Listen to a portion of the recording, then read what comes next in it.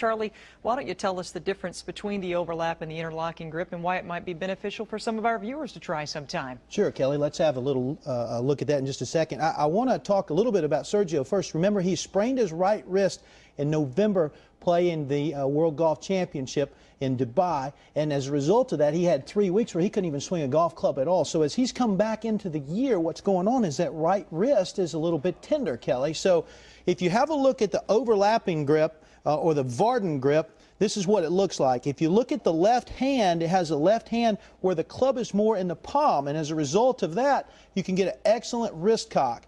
And because of that strong wrist cock, Sergio has been stressing his right wrist, which has been bothering him. If you go to the interlocking grip, what happens is the left hand moves a little bit underneath the club.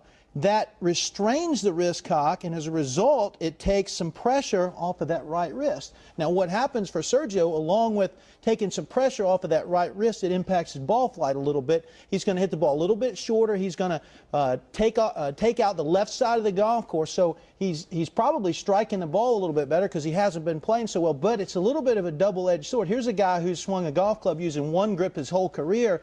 Making a little change like this, when I show it to you, doesn't seem like that much, but when golfers make changes to their grip, it can be absolutely major. I think it's fascinating. Jack uses it, Tiger uses it. I was taught it as a child. I don't know about you, but it doesn't seem to be as prevalent in the teaching ranks anymore. Why is that? Well, when you talk to teachers, generally what happens is with the younger players or folks with small hands or aren't very strong, they start them out with 10 fingers. What that does is that lets them get good control of the golf club.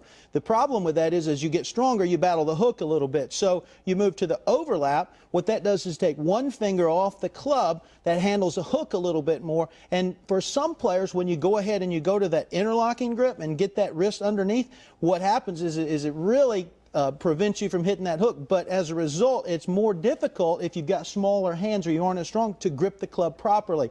So the overlapping is sort of a nice compromise with 9 fingers on the grip. If it works for Jack and it works for Tiger, why wouldn't you, right? Well, you know, that is a good question. I might give that interlock a shot myself next time I head out to the golf course. Thanks for the insight.